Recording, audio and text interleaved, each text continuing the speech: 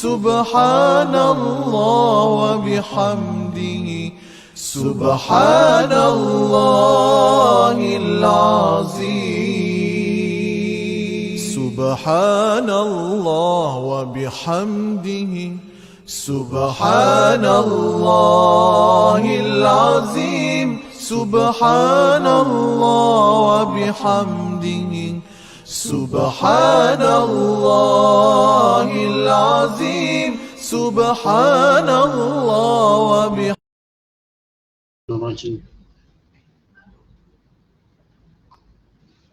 بسم الله الرحمن الرحيم. قل أرأيتم إن جعل الله عليكم الليل سرمدا إلى يوم القيامة من إله غير الله يأتيكم بضياء أفلا تسمعون.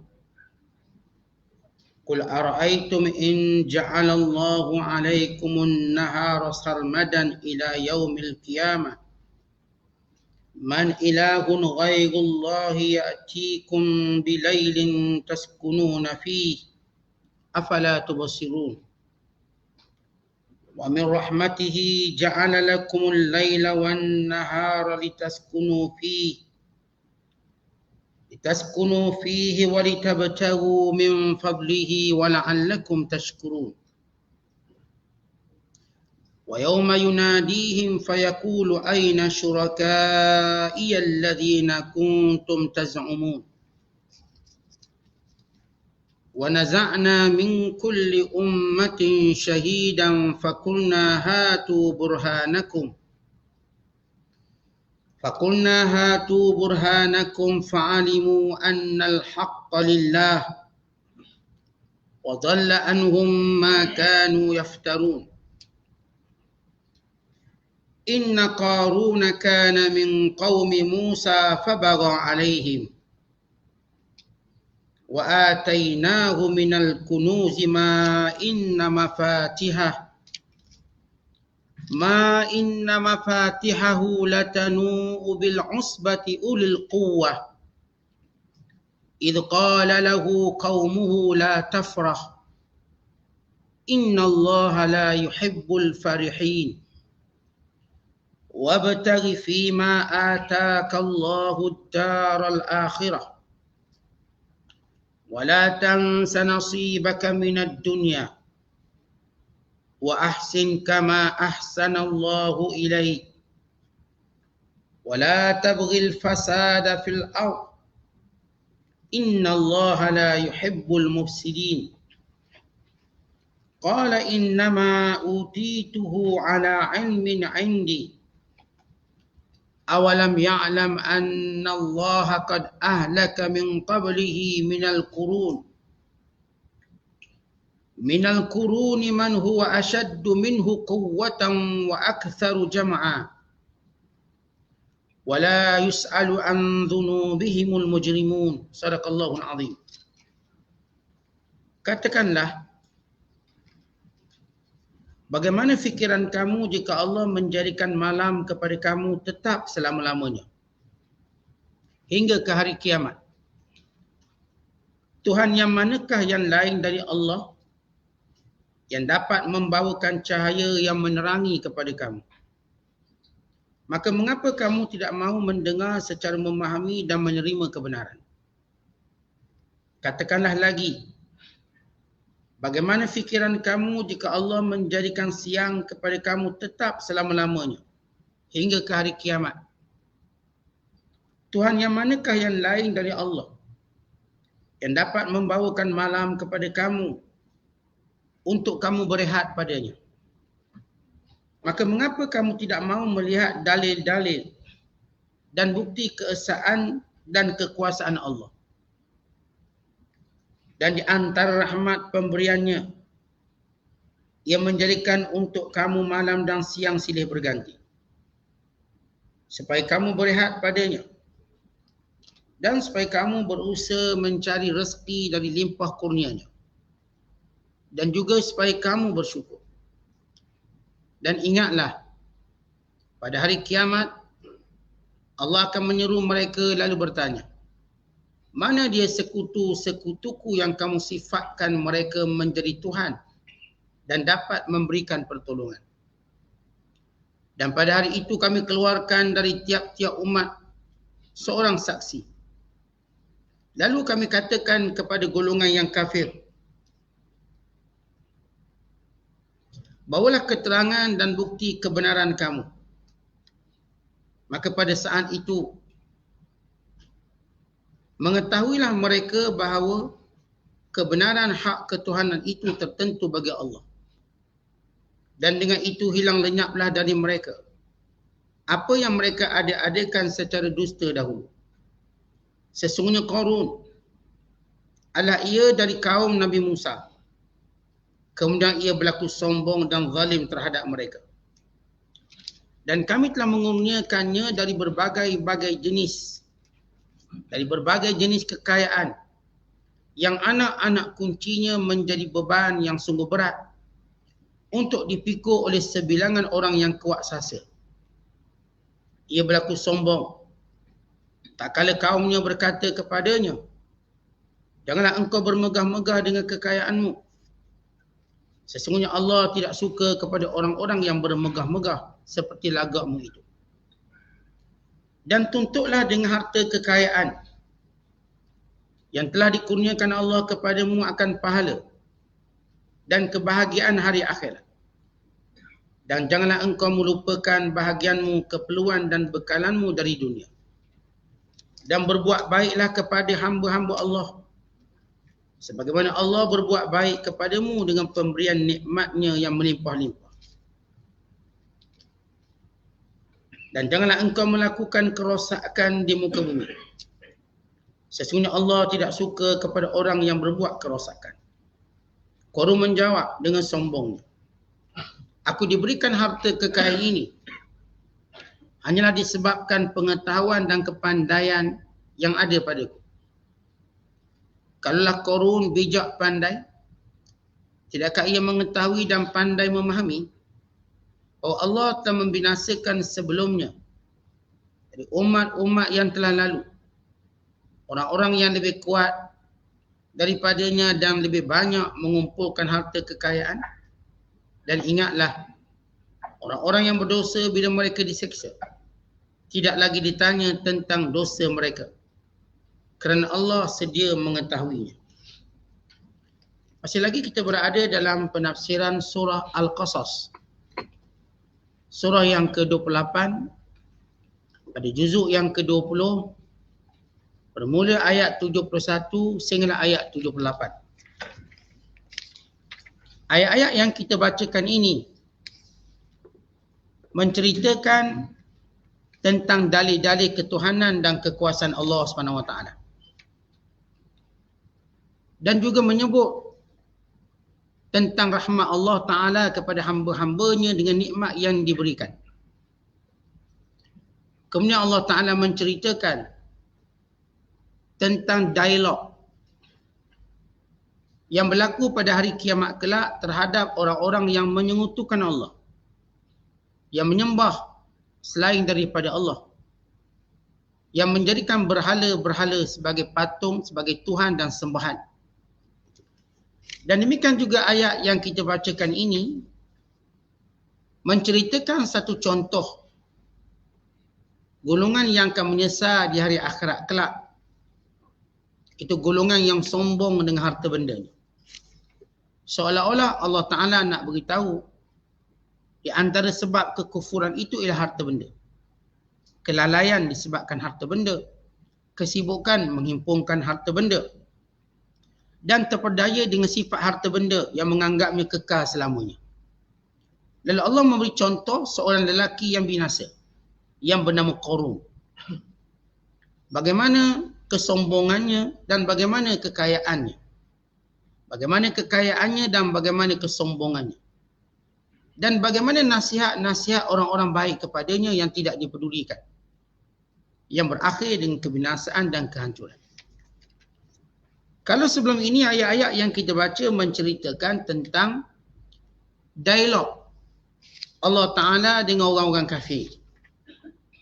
yang menyembah selain daripada Allah, bila mana Allah Ta'ala bertanya kepada mereka, mana Tuhan kamu? Dan bila Allah menyuruh mereka supaya memanggil Tuhan mereka, patung-patung sembahan. Dan bila mana Allah bertanya kepada mereka, kenapa respon kamu, kenapa kamu tidak respon dengan baik terhadap ajakan dan dakwah para Nabi? Lalu mereka dimalukan dengan soalan-soalan itu, yang menambahkan penyesalan dan azab di hari akhirat kelak. Kemudian Allah Ta'ala menjelaskan pada ayat penafsiran kita sebelum ini, bahawa Allah yang berkuasa penuh dalam memilih Nabi dan Rasul, dan menurunkan wahyu dan risalah pada siapa yang dikehendaki. Namun di sebalik kehendak Allah Ta'ala yang melakukan mengikut apa yang dikehendaki, Allah menyebut tentang hikmah dan kebijaksanaan bila mana Allah memilih Nabi dan Rasul. Kerana semua pada Nabi dan Rasul yang dipilih ini adalah orang-orang yang bersih pada zamannya dan zaman selepasnya. Orang-orang yang jujur pada zamannya dan zaman selepasnya. Orang-orang yang bijaksana. Macam umpama hari ini kita pilih calon pilihan raya. Tapi yang kita pilih calon mungkin sebelumnya okey, lepas menang tak okey. Mungkin begitu.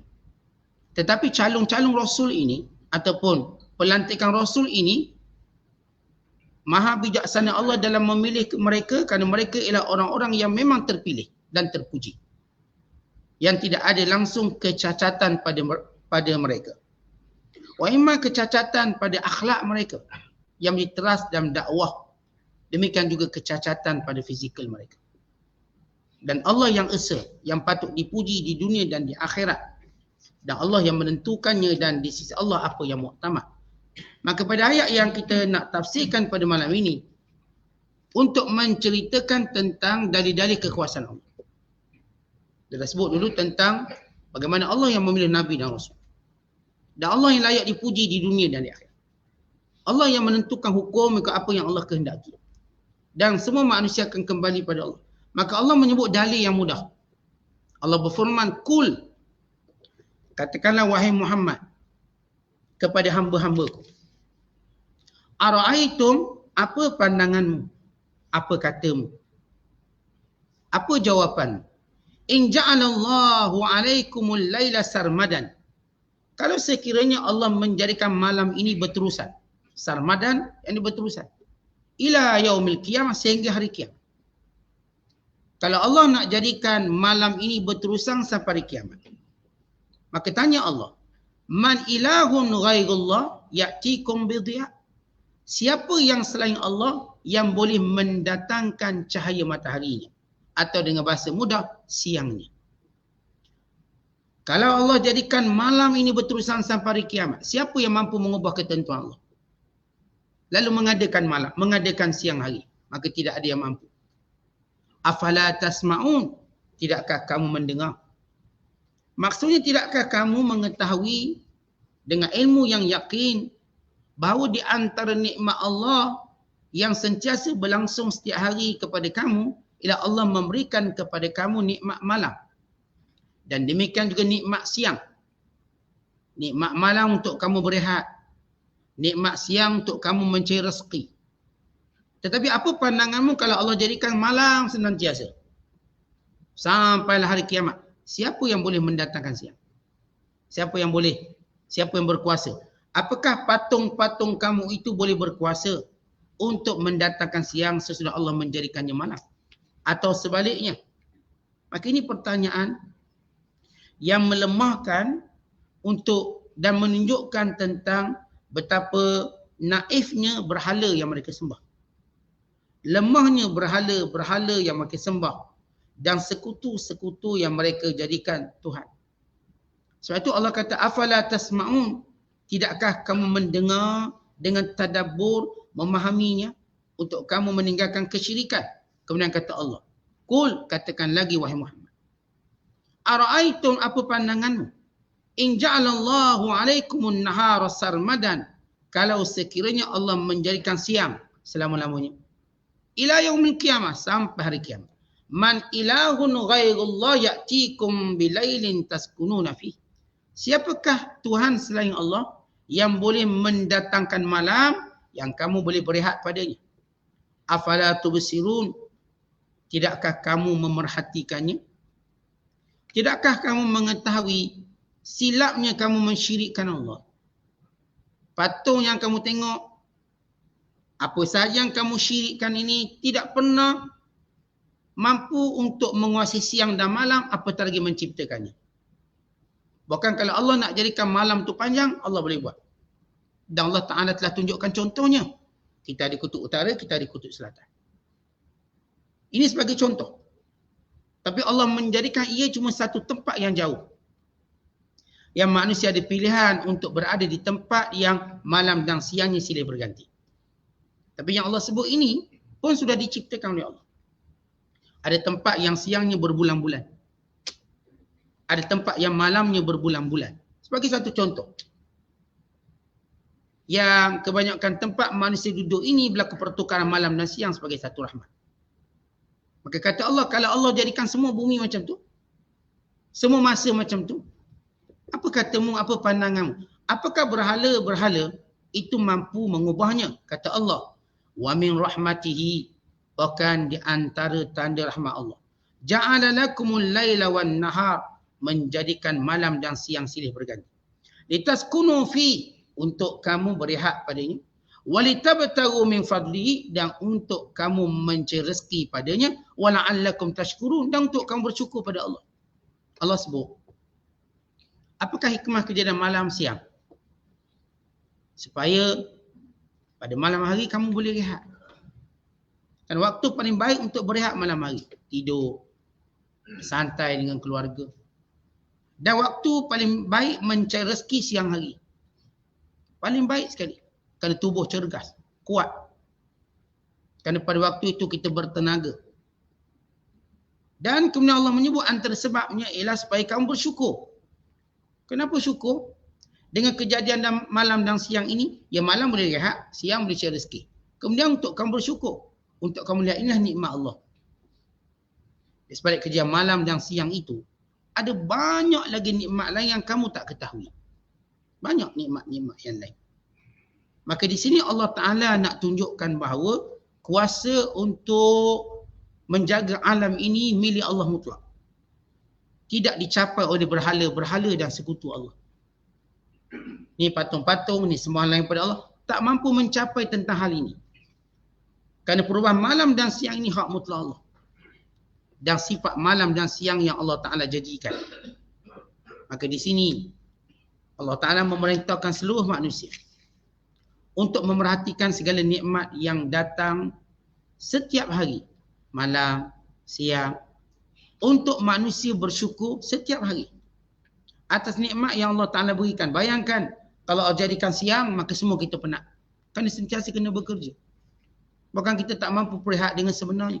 Kalau Allah jadikan kita semuanya malam, semua waktu malam, bayangkan masalah rezeki kita. Terganggu, tergugat.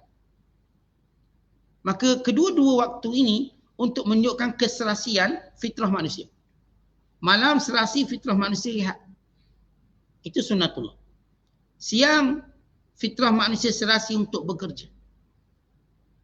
Maka fitrah ini kadang-kala kita lupa. Kadang-kala terlepas pandang. Tapi itulah kekuasaan Tuhan. Dan itulah tanda-tanda kebesaran Allah Ta'ala yang Allah jelaskan dan Allah Ta'ala kuatkan. Supaya kita fikir benda tu. Sebab kadang-kadang kita ni manusia tak perasan nikmat-nikmat Allah yang sifat macam ni. Kita cuma fikir naik pangkat, naik gaji, nikmat. Nikmat-nikmat yang besar, tapi kerana dia selalu melazimi kita, kita tak rasa. Nikmat-nikmat yang jangan datang, yang ni kita terima kasih lebih sikit. Dan naik pangkat, saya sekali naik pangkat terasa. Gaji naik, bonus dapat. Nikmat yang sentiasa bersama kita. Nikmat pandangan, nikmat pendengaran, nikmat malam, nikmat siang, nikmat matahari, nikmat bulan. Yang ni kita tak perasan. Tapi kalau dia tak ada, mudaratnya besar. Contoh kita tak dapat bonus, mudarat tak besar. Tapi kalau tak ada buah pinggang, teruk kita. Tapi itu kita tak perasan.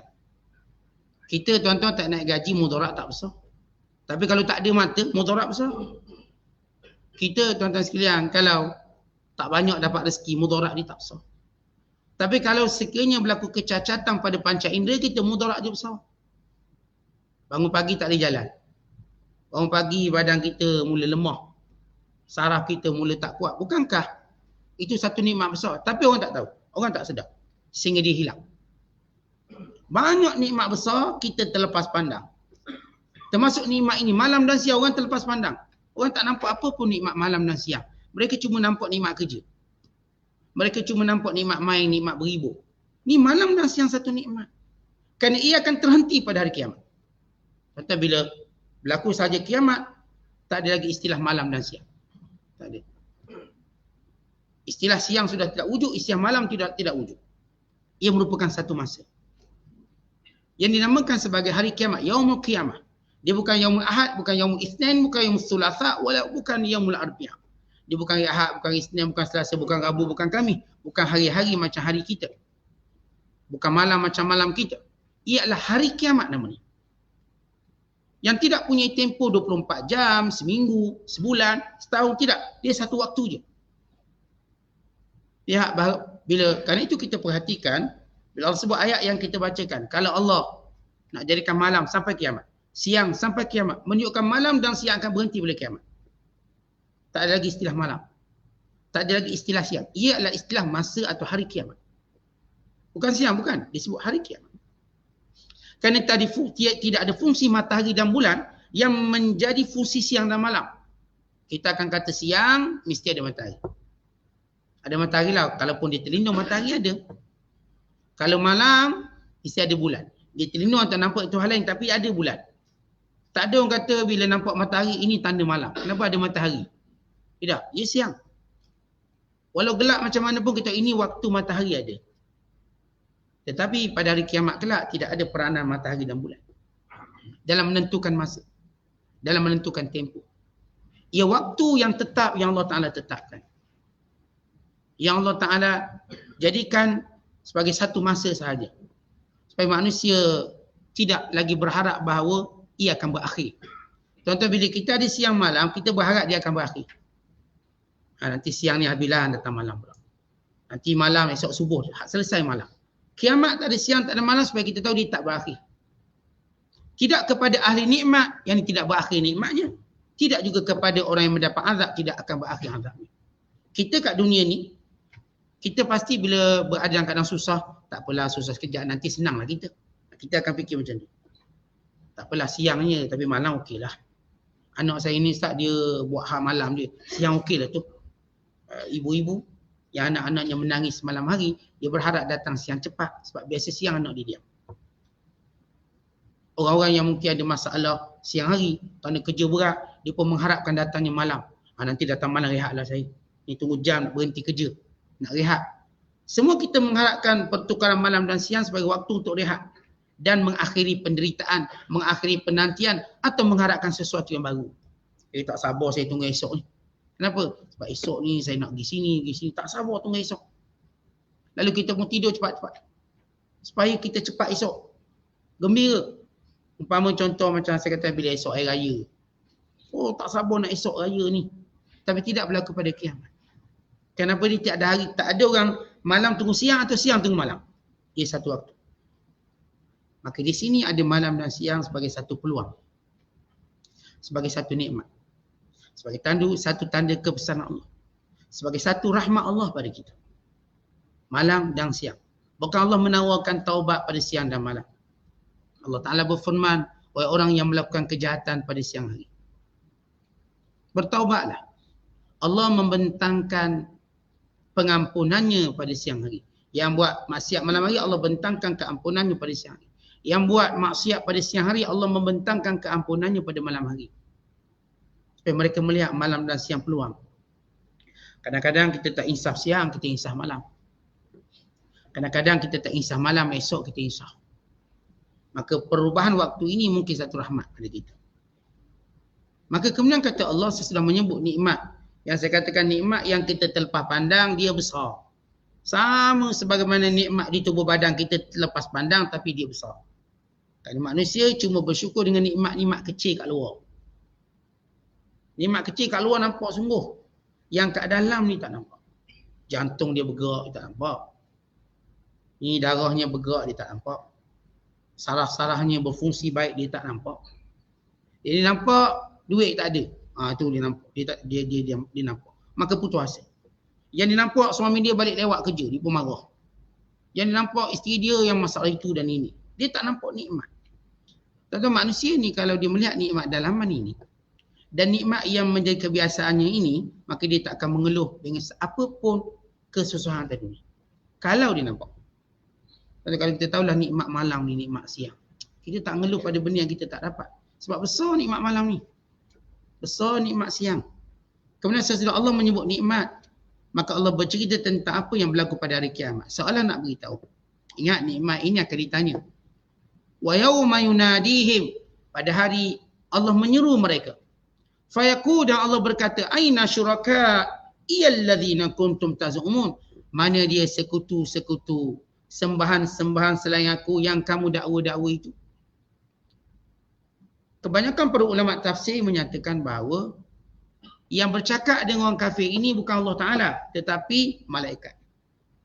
Kerana pada hari akhirat kelak, Allah Ta'ala tak akan berkata-kata dengan orang kafir. Dek hinanya mereka. Allah hanya berkata-kata pada orang beriman dan memperlihatkan zatnya mulia pada orang beriman. Ada pun orang kafir, sebagaimana mereka terhijab daripada melihat Allah, mereka juga terhijab daripada berkata-kata dengan Allah. Kalla innahum an rabbihim yawma idzil lamahjubun. Jangan sekali-kali begitu. Sesungguhnya mereka orang kafir itu akan terhijab pada hari kiamat kelak disebabkan perbuatan mereka. Sebagai ulama tafsir kata, Allah tak cakap orang kafir. Tapi ini siapa ni? Allah menyuruh malaikat cakap. Beritahu. Tentang bila kita kalau benci orang, kita tak nak cakap dengan dia. Kita wakil orang dia cakap. Kita wakil orang biar dia cakap. Kita tak nak cakap dengan dia. Menunjukkan Allah benci pada orang kafir, Allah tak nak cakap. Sebagaimana Allah tidak membuka hijabnya pada orang kafir. Manakala orang beriman, Allah bercakap dengannya. Dan membuka hijab. Maka sebab itu ulama tafsir kata perkataan wa yauma yunadihim fayaqul. Siapa yaqul yang berkata? Daripada malaikat. Yang menyeru pada orang kafir, mana dia sekutu-sekutu Allah yang kamu ada-adakan. Wa naza'na min kulli ummatin syahida. Lalu kami keluarkan bagi setiap umat itu rasul mereka. Kerana setiap umat dia ada rasul. Maka kami keluarkan rasul. Fakulna, dan kami berkata, hatu burhanakum. Bawalah dalil-dalil penyebab kamu syirikkan Allah. Ini rasul yang dia waktu di dunia dahulu menyuruh kamu ke arah tauhid. Menyuruh kamu untuk beriman padanya. Kamu jawab macam-macam jawapan. Kamu beri alasan macam-macam alasan. Kamu menolak dengan pelbagai kekeruhan. Baik, sekarang yang kamu kata pada nabi-nabi itu, kamu kata sekarang, kamu ulang balik. Hatu burhanakum, bawa dalil-dalil yang dulu kamu kata sebab kami tak nak ikut Nabi Muhammad, sebab Nabi ni bukan orang ni, bukan orang kaya, sebab baginda ni bukan begitu, bukan begini. Baik, sekarang aku bawa rasul ini di hadapan kamu. Dan sila bawa alasan-alasan yang dulu kamu guna. Yang dulu kamu cakap sebab penolakan. Lalu ketika itu mereka tunduk kehinaan. Fa'alimu, mereka mengetahui. Annal haqqa lillah, bahawa yang sebenar-benar Allah itu, yang sebenar-benar layak disembah itu ialah Allah. Wa dhalla anhum ma kanu yaftarun, dan segala penolakan, segala hujah-hujah yang mereka kemukakan itu semuanya tidak berguna pada hari itu.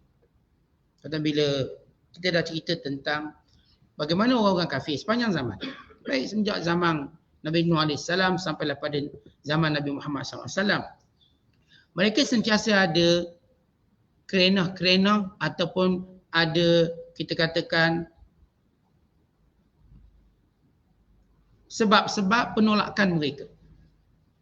Mereka akan kata macam-macam kepada nabi-nabi yang diutuskan. Wa imma mereka menisbahkan dengan nabi ini bodoh, atau nabi ini ahli sihir, atau nabi ini kena sihir, atau mereka mendakwa nabi-nabi ini ialah penyair, atau mereka mendakwa bahawa nabi-nabi ini pengikutnya orang-orang miskin, atau mereka mendakwa bahawa kenapa nabi ini tak berikan mukjizat macam mereka nak, atau mereka mendakwa kenapa tak turun malaikat untuk menyokong Nabi ini, atau mereka mendakwa kenapa tak turunkan kitab sekaligus, dan puluhan dakwaan-dakwaan mereka dalam penolakan-penolakan terhadap Rasul dan Nabi-Nabi. Benda sama dialog mereka. Maka akhirat kelak, apa yang menjadi alasan itu Allah Ta'ala kata sebut balik alasan itu. Untuk apa? Untuk menjadi sebahagian daripada siksaan mereka. Kita tuan-tuan sebagai contoh lah, kalau kita ni majikan besar lah. Dan kita suruh manager kita ni, suruh orang tu buat kerja. Yang pekerja ni dia ni suka beri alasan macam-macam. Alasan tu, alasan ni. Sebab tu manager tak boleh buat apa. Akhirnya manager ni report kat bos. Bos kata, datang sini. Apa alasan awak sebut tu? Cuba sebut. Sebut balik alasan. Sebut. Maka dia tahu alasan tu tak akan guna depan bos besar. Dia tahu. Yang ni dia macam rasa boleh main-main. Bila berada depan bos besar, dia tahu dia tak boleh beri alasan itu. Maka akhirat kelak, alasan-alasan yang hari ini digunakan oleh orang kafir, bukan juga sebagai pengajaran kepada kita orang beriman. Kita sendiri pun orang beriman. Kadang-kadang dalam buat taat kita pun reka alasan. Ni kepala lah, sakit perut lah, kepala lutut lah, sibuk lah, sehingga kita tak sembahyang, sehingga kita melambatkan ibadat. Alasan yang kita sebut tadi, nanti kita pun bawa akhirat kelak. Bawa alasan. Sebab apa kamu tak buat tu? Sebab apa? Sebut alasan tadi. Untuk apa? Untuk memalukan yang beralasan. Sebab itu kita selalu sebut bahawa antara sifat orang beriman dia tak beralasan. Bukan orang beriman itu sentiasa mencari jalan mengatasi alasan. Kita malu nak beri alasan. Dek banyaknya nikmat yang Allah beri pada kita. Nak beri alasan apa? Alasan kita kedekut apa? Padahal nikmat Allah bagi banyak. Alasan kita tak ada masa dengan Tuhan sebab apa? Walau masa Allah beri kepada kita panjang. Alasan kita tak itu, tak ini. Sebenarnya dalam mendekatkan diri kepada Allah, kita seperti tak ada alasan. Atau tidak berguna alasan tadi. Ingat, si alasan yang kita sebut hari ni, nanti kita sebut balik. Kita akan sebut balik. Kalau benar alasan kita, maka benar. Tapi kalau sebaliknya, maka Allah mengetahui pembohongannya.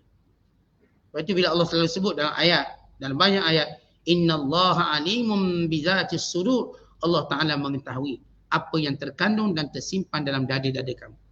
Sebab itu bila Ka'ab bin Malik radhiyallahu ta'ala anhu dan sahabat-sahabatnya, sebab dia tak pergi perang Tabuk.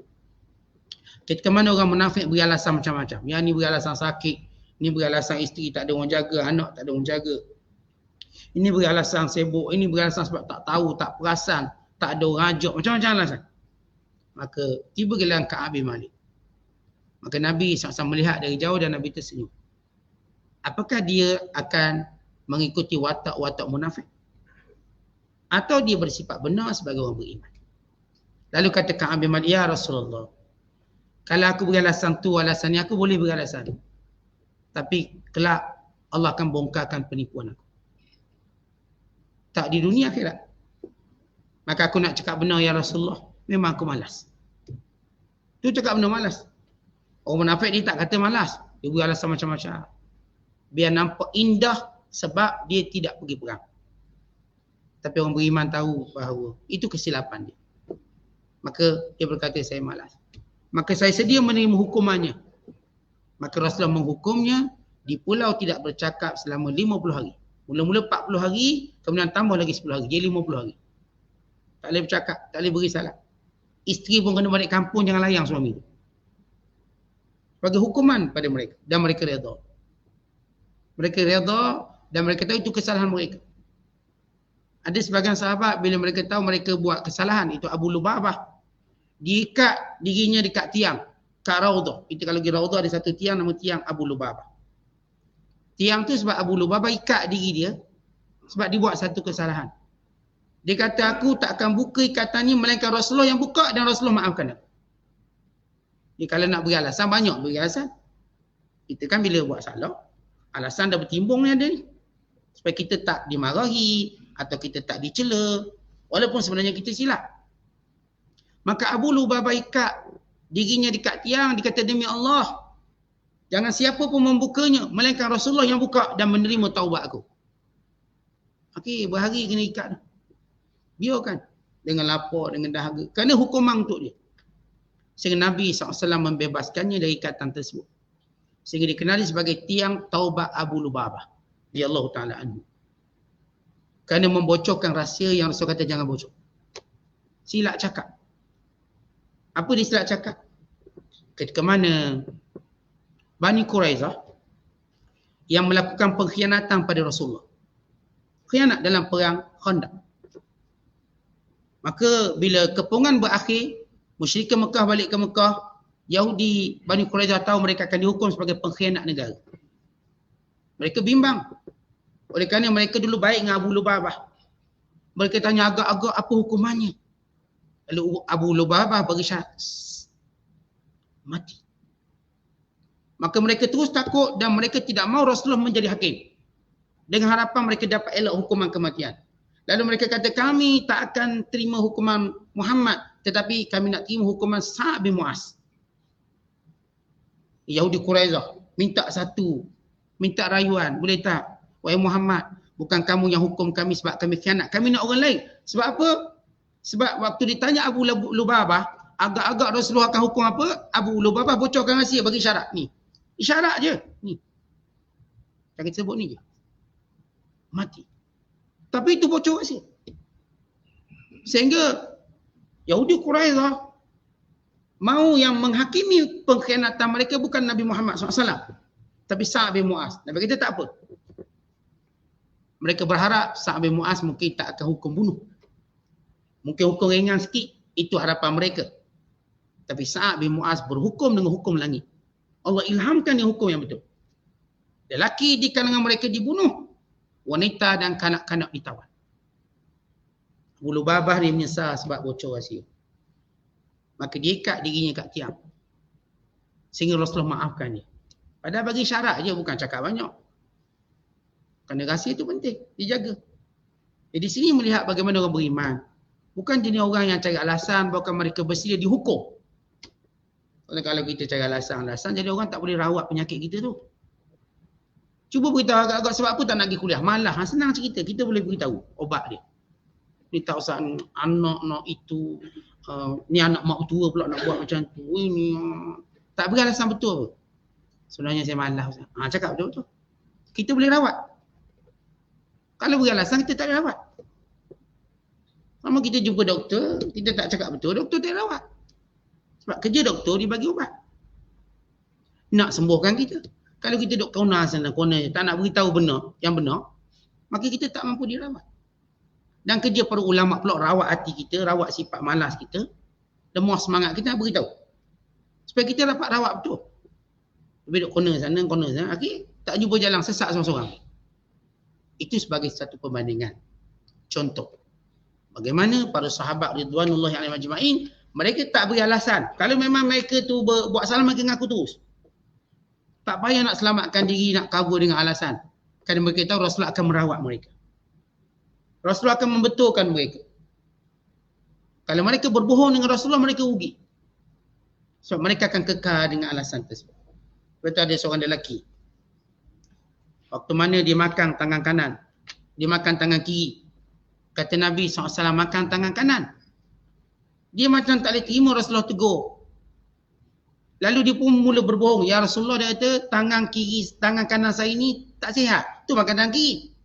Walau kau dia ngaku dia salah, dia tu makan tangan kanan, selesai masalah dia. Waktu Rasulullah melihat dia makan tangan kiri, Nabi kata, kul biyaminik, makan tangan kanan. Lalu dia berkata, las tata'tu, aku tak boleh angkat tangan kanan. Bohong dia dengan alasan. Sebab apa dah kena tegur kan, nak cover. Kita kan dia ni tak boleh orang tegur. Tegur cover lah. Kata makan tangan kanan. Tangan kanan tak sihat lah tu, tak makan tangan kanan. Lalu kata Rasulullah, las tata'. Kamu selama-lamanya tak boleh angkat tangan kanan kamu. Sebab dia berbohong. Maka lelaki ini sampai ke mati dia tak boleh angkat tangan kanan dia. Sampai mati. Itu kerja orang bohong. Kalau dia kata, ya Rasulullah, maaf saya tersilap. Kita kan kadang-kadang makan, tak perasan tangan kiri yang angkat bukan tangan kanan. Tak perasan. Ambil. Orang pun tegur. Kita kuliah dah 20 tahun. Orang tegur. Ya, kanan. Taklah. Kanan sakit. Kiri. Alasan. Konon kita buat tu betul lah, tak sakit. Olok-olok. Ingat akibat dia, hukumannya. Sebab kita belajar agama ni. Bukan kita nak cover lain. Kita nak membetulkan keadaan. Kalau dah memang salah dah. Kita nak corner kat mana? Tak ada perangai kita corner kat corner. Corner baring kan. Corner baring sini. Supaya dia tak nampak macam dia salah. Tanda kita tak ajar begitu. Kalau saya katakan memang orang tegur kita memang salah. Okey. Ya, salah. Saya buat salah. Mungkin saya tadi tak perasan lah. Lapar sangat. Bawa balik kerja Ustaz tak makan pada tadi. Tu lapar. Tanggi dulu. Ada ubah kita kanan. Silap. Kadang-kadang kita terlupa. Kan cantik kita. Sebab itu bila kita dalam hak-hak agama, tuan-tuan sekalian, jangan sesekali beri alasan hanya untuk menutup keaiban kita. Walau kalau kita beritahu yang benar pada orang tertentu yang boleh baiki kita. Ini kita cakap pada orang-orang yang boleh baiki kita. Tapi orang-orang yang mencari kesalahan kita, kita boleh beri alasan tadi supaya dia tak mengaibkan kita. Tapi orang-orang yang boleh baiki kita, maka kita tak boleh bercakap beri alasan yang bohong pada mereka. Kemudian kata Allah Subhanahu Wa Taala, wa dhalla anhum ma kan yaftarun, dan telah menjadi sia-sialah segala kepercayaan mereka di dunia dahulu bahawa berhala-berhala ini akan menolong mereka, bahawa sekutu-sekutu ini akan membantu mereka, bahawa sekutu-sekutu ini memberi manfaat pada mereka. Artinya hujah mereka itu salah dan sangkaan mereka juga salah, harapan mereka juga lebuh, lalu mereka menunggu azab Allah Subhanahu Wa Taala. Maka dialog ni Allah nak beritahu pertama kekuasaan Allah, yang kedua nikmat yang Allah Taala beri, yang ketiga rahmat Allah kepada orang yang beriman, yang keempat Allah ingatkan balik tentang orang-orang yang menyekutukan Allah akhirat kelak dalam penyesalan yang panjang, dan dalam segala hujah dan alasan mereka ini akan menjadi sia-sia. Dan Allah Taala juga mengingatkan bahawa semua rasul yang diutuskan akan menjadi saksi atas pembohongan mereka. Yang selama ini rasul-rasul itu ditolak, yang selama ini rasul-rasul itu dipersendakan. Maka ini peringatan dan amaran Allah Subhanahu Wa Taala. Wallahu a'lam bishawab. Assalamualaikum warahmatullahi wabarakatuh.